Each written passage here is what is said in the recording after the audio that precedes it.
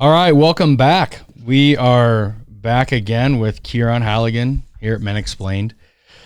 So we covered a lot in our first episode, and it just seemed right to come back and deliver you guys some more goods. So Ciarán has just a huge heart, and it's clear that he's very passionate about what he's doing and the efforts that are being made to help people find their path.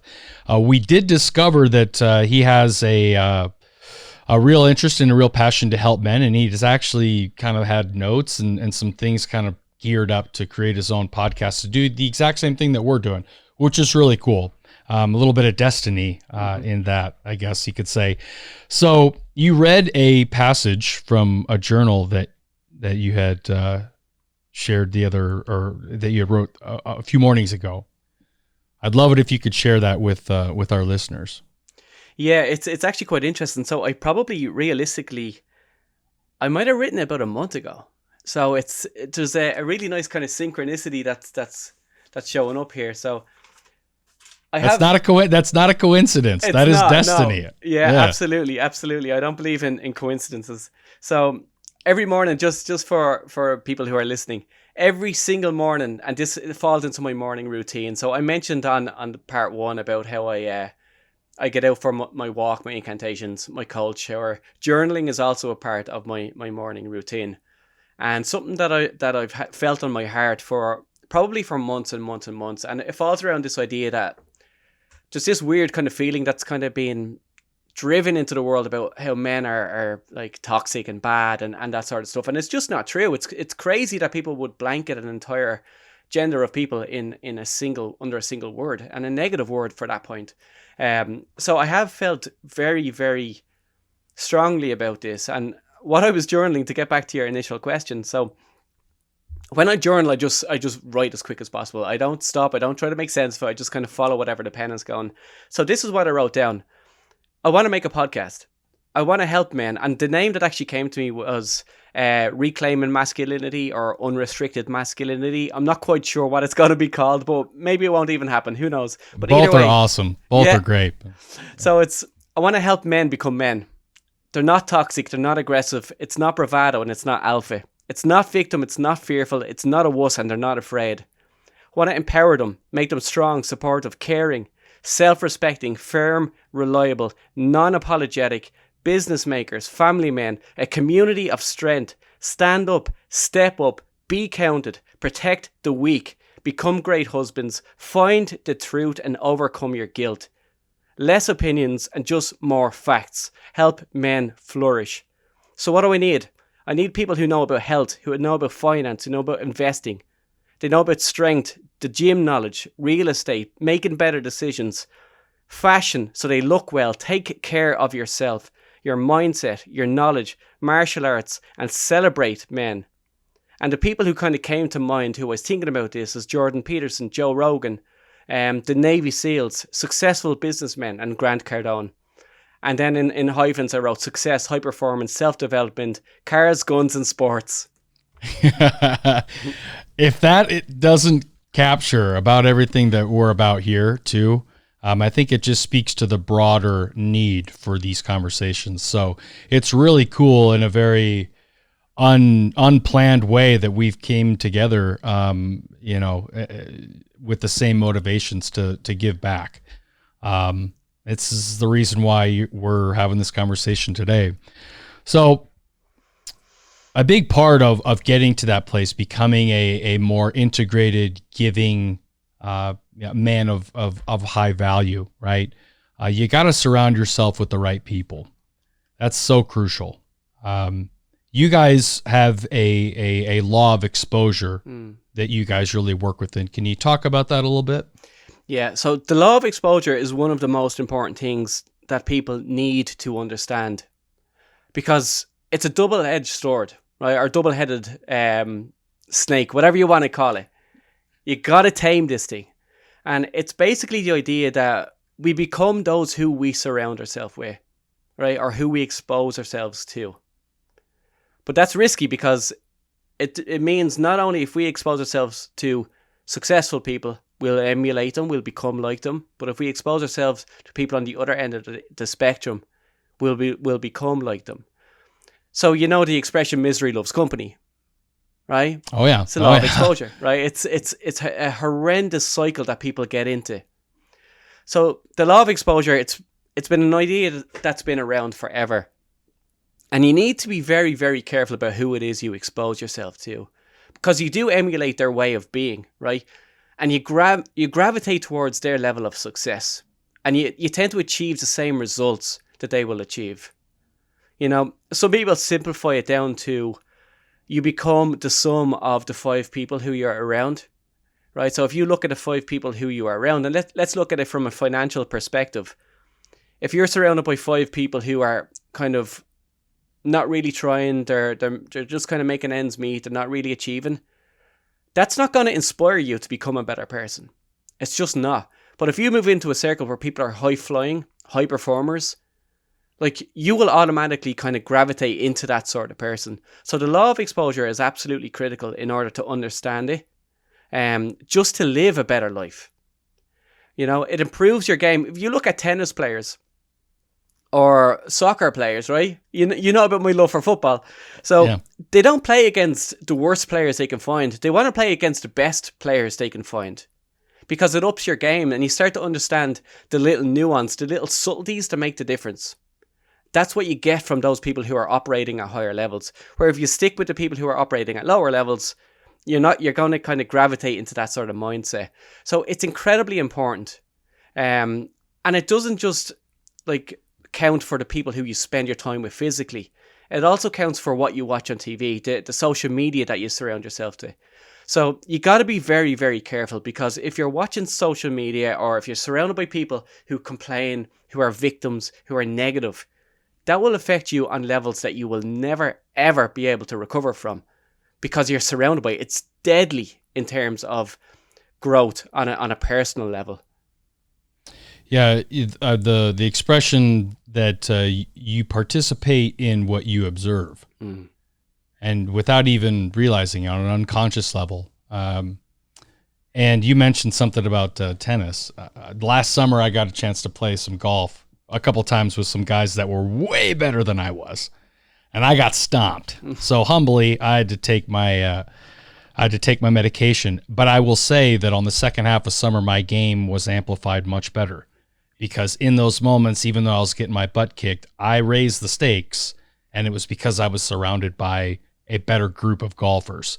I realize that it's a sport, but it further clarifies and solidifies your point, which is that it does matter, and we have to be very careful with who we let in and out of our circle. Yeah. So when that can go the wrong way, when we get around negative people, negative circumstances, we tend to get pretty negative. Right. And we develop fears.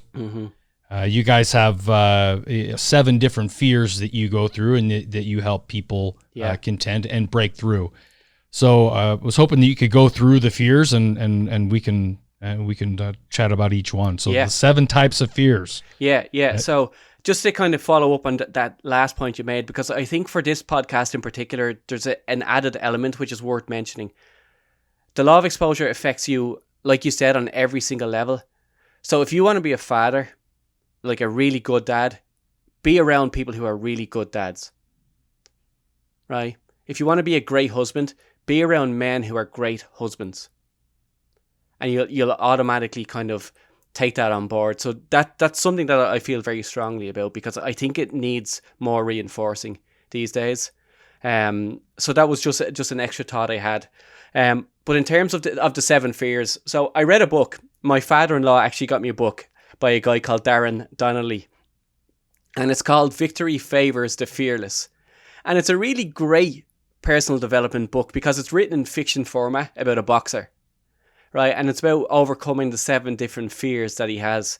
So what I'll do is I'll go through each fear individually, and just kind of give you an idea of how maybe people can overcome it, or maybe we can discuss each fear individually. But the first one, and a really common one that people struggle with, is they fear what people think about them. Yep. You know, and it's completely normal.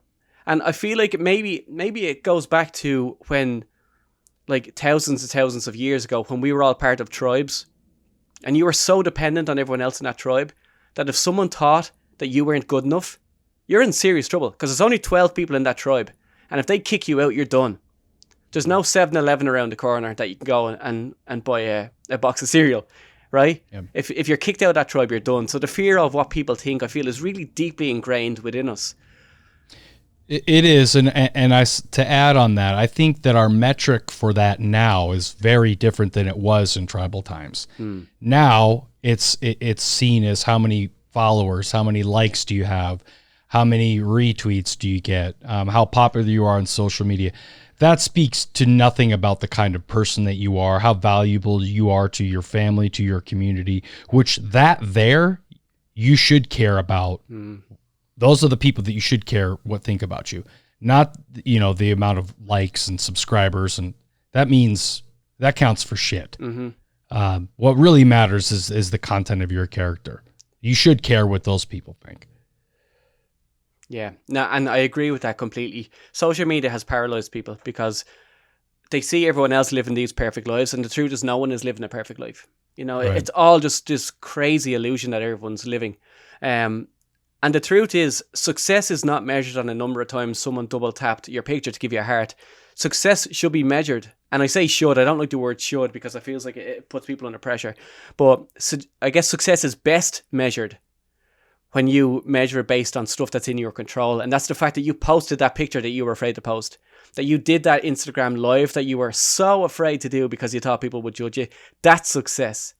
Right? If you can reframe that from needing someone else to do something in order for you to feel good about yourself in a way that if I do something, I feel good about myself, man, the world is your oyster. It's just like, it's endless what you can do. And the truth as well is, like, social media is a great one.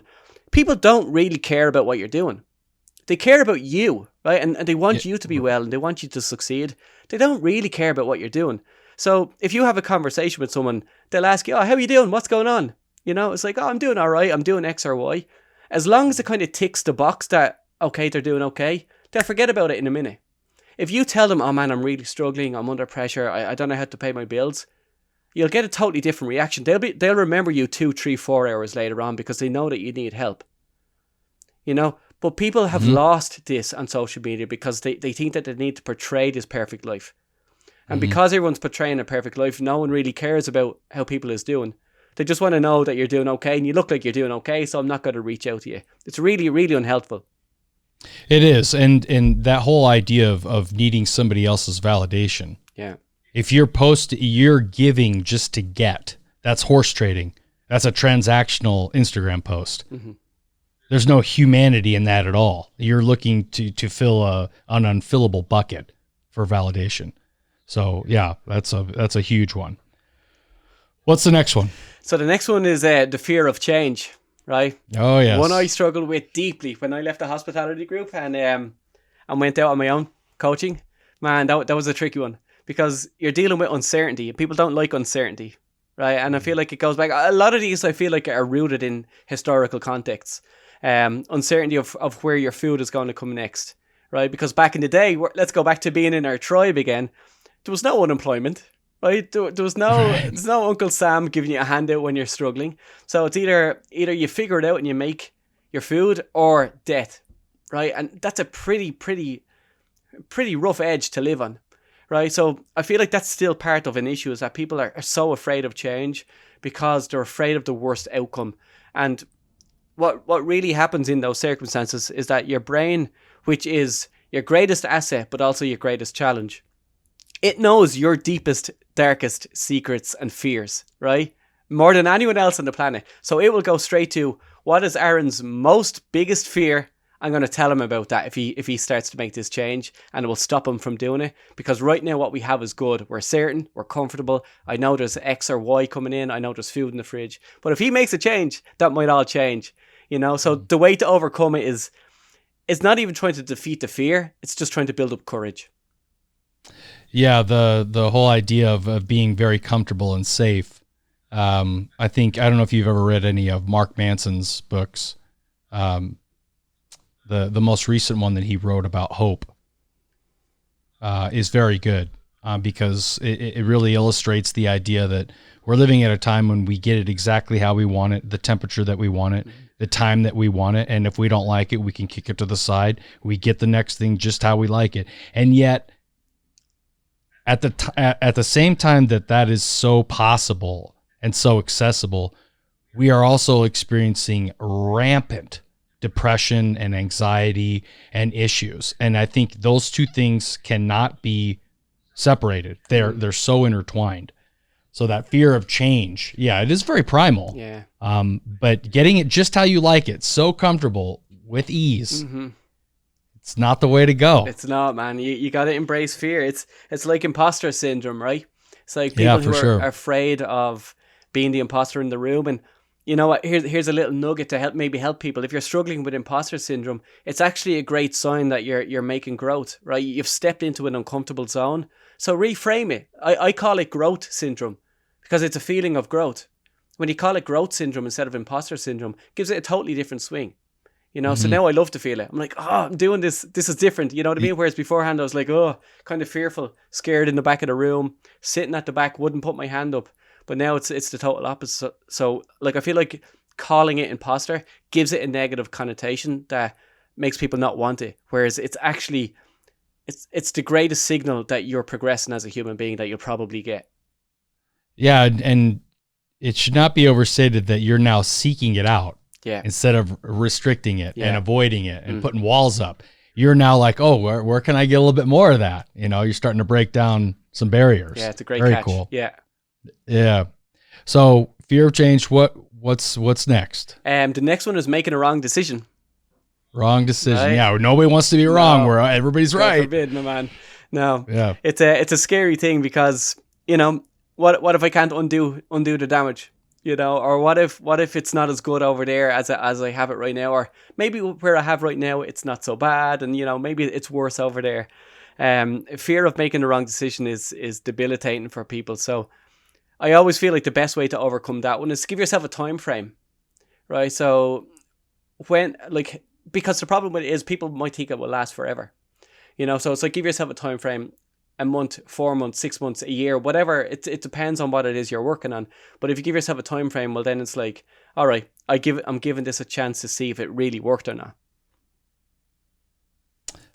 Then the next one we have is FOMO. Fear of missing out. Fear of missing out, man. This is a great one because people are so convinced that their life could be better and that it's not great right now, that they're constantly afraid that they're going to get stuck where they're at right now while they're watching everyone else progress.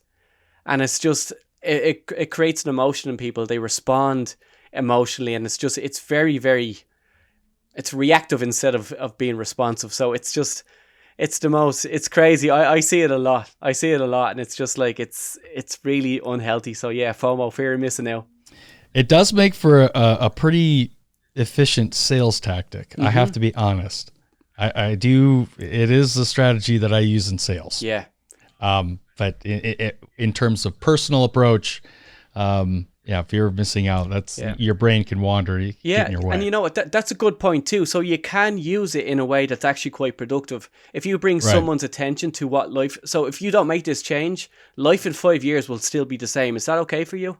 Right? And it's not. Because if we're not progressing, we're dead. It's like a heart monitor, right? If it's dead flat, you're dead. Whereas if you have that spikes, well, then you're alive and you're living. So it's a very similar idea. Yeah, if you use it in that perspective, I actually think it can be quite helpful. Yeah, no, the company and the product that it's an amazing place. It's not a manipulative approach, but because it does work. But no, good analogy. So fear of missing out, then. What do we got next? There's a very, very deep one that gets a lot of people on an absolutely core level, and it's the fear of not being good enough. Yep, inadequacy, my man. Yeah, it's like I'm not good enough to do X or Y. Who am I to even start? Yep. You know, and it's a relatively easy one to overcome, but it's also very deep rooted. And you can always ask someone, well, you weren't a good enough driver when you started, but you started. You know, and you could draw parallels to occasions in life when you were not good enough at something, but you overcame it, right? So you have that inner strength to do it. You just need to tap in and get that fire lit. Yeah, man. We're covering all the bases. Yeah. 2 more to go, right? Yeah, for sure. But no, this is good stuff. So next we got fear of failure. Yeah, fear of failure and the fear of it being permanent. Right. Right? Because people think that, if I don't make it, I'm a failure. But you're only a failure when you give up. I truly believe that from the bottom of my heart. Every time that you don't have success, it's a great opportunity to reassess, learn, and develop. And that's progress. But if you give up, well, then you can consider it failure. So it's only permanent if you choose to make it so. Yeah, and it's stripping who you are away from the results. You are not the person because you failed. The failure doesn't define who you are or your capabilities or your possibilities. You're wrapping up too much of who you are in the results, and you're a lot bigger and you're more complex than just a result. Last one. Yes, sir. So the last one is when everything is going great. You're hitting it win after win after win, and you have a fear of being due a setback. Right, this can't go on forever. So when's it all going to come crumbling down? Yeah. When am I going to be found out? Yeah. So it's an interesting kind of thing that people like deal with when things are just going too well. They're ready for it to all fall apart. But you can reframe the potential setback too, right? So like things won't be epic forever. You know what I mean? Like you have ups and downs, and it goes back to that idea of the heart monitor. You don't want it to be constantly going well, because then you don't really appreciate the ups without the downs.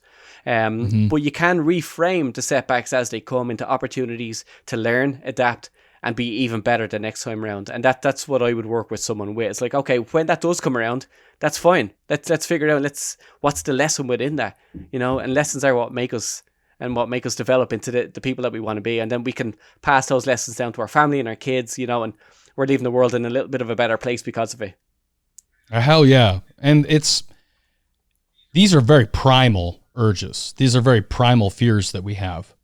I'm also reading a book on Tiger Woods, and it's a few years old, but he's talks in there about fear. It's like, it's still there. That's how I know I'm alive. Right. You're never going to squash it or diminish it. You can't run from it. It's just facing it, moving through it. So I think it's really amazing that you take a very detailed approach into each different fear, help people get past them so they can achieve the results that they want. Yeah. Amazing stuff, my brother. Now, shifting gears here just a little bit, and I know you're a busy guy, so we're gonna wrap things up here shortly. Right. But as a soccer fan or a global football fan, I'd like to get your take on maybe the Super League explained. You're going to get me going. You're going to get me going now. This is it. We're going to need another hour. So I find this one is a tricky one to explain to a US audience, because football or soccer in the UK is very, very different to in the States, because in the States the franchises can just up and move, right? Whereas in the UK they can't. There are institutions in these communities. They're almost like the college universities, right? You're not going to take Penn State and move it across the country. I would imagine there would be chaos. Maybe you would know better than I would. But let me give you kind of a background into what's going on. So there's a couple of American guys, right? There's the Glazer family and there's FSG who own the Red Sox. They own Manchester United and they own Liverpool Football Club, right? And they've never connected really with the fans.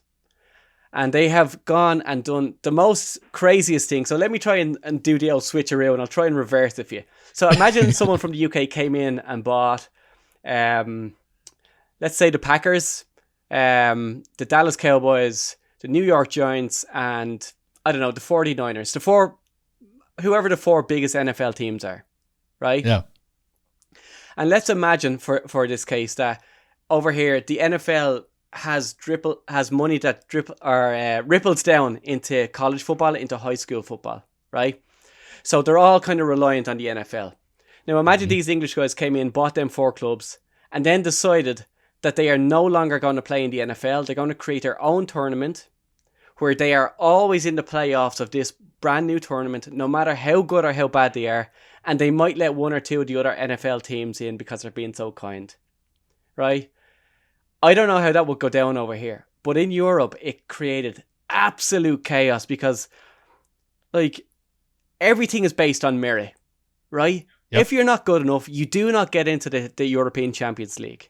Now, all of a sudden, Manchester United, no matter how good or how bad they are, they're in the top competition every single year. So it's taken away all the excitement of it. What's the point? You know, imagine the Yankees are automatically in the World Series every single year or in the playoffs every single year. It just weakens the whole competition. And not only that, they will never play in the Champions League ever again, right? Which means, like, Manchester United had a team die. Literally, the plane crashed while they tried to play in the Champions League back in the late 50s. So there's all that history is now dead because they'll never play in the tournament ever again. It's just the craziest decision that I've ever seen. But the way the English fans came out and created absolute chaos and got this turned around is just, it's the greatest moment of people coming together, which I think we need on the planet more than ever, right? When division is at an all-time high, everybody came together. No one was standing for it. It was a beautiful team, but these owners of Manchester United and Liverpool, they're just like on a different planet. They have no connection to the sport, to the fans, to the league, nothing. And it would have resulted in all the lower league teams. So, like, to use my example, it would have cost like the high school football teams and the college football teams to all go out of business because that money that ripples down to them would have been gone forever. It was crazy, absolutely crazy. Yeah. So it was the biggest story to ever happen in soccer, I'd say. Well, so here's what we're gonna do. We're gonna end today, because you and I could spitball for a couple hours, a couple days. Yeah. You are without a doubt gonna be back, and maybe this is the topic that we bring you on about. Because obviously you're very passionate about it. You got a lot to share. And, you know, let's be fair, we got a lot to learn over here in this space. So I want to first acknowledge you for the work that you're doing and helping people find intention and passion and doing it in a really meaningful way. So I want to acknowledge your efforts there. And also extend our appreciation for your time tonight. Where can people, our listeners, go to find out more about you and how they could work with you? Yeah, absolutely. So I have Instagram, LinkedIn, or if you really want to like get to know us and kind of work with us and find out more information about us, check out freelingcoaching.com. Sarah Freeling, who is the lady who runs the group, she's known for having an incredibly high bar of people who she aligns with. So if a meaningful, more productive, happy, positive, impactful life is what you're looking to create, or as a leader you're looking to excel, or as an entrepreneur you need support and you want to become a really high performer and find that balance between like work and your life at home, absolutely contact us, freelingcoaching.com. We'll help you transform your life so that your impact ripples further, faster, you know. Hey man, I'm transformed just from this conversation. Likewise. So I loved it. I've enjoyed it. Really enjoyed it. For sure. Yeah, likewise, my brother. And you'll hear from us again. Thank you so much again for your time. This has been a real honor. Pleasure. Absolute pleasure. Thanks. Cheers. Hey guys, thanks again for joining us on another episode here at Men Explained Podcast. If you're watching this on YouTube, go ahead and hit that subscribe button. Also the bell icon as well, so you can be notified when we push out new videos. If you have any questions, comments, or concerns, go ahead and drop them at hosts, that's plural, HOSTS, at menexplainedpodcast.com, or just visit our website, menexplainedpodcast.com. Thanks again.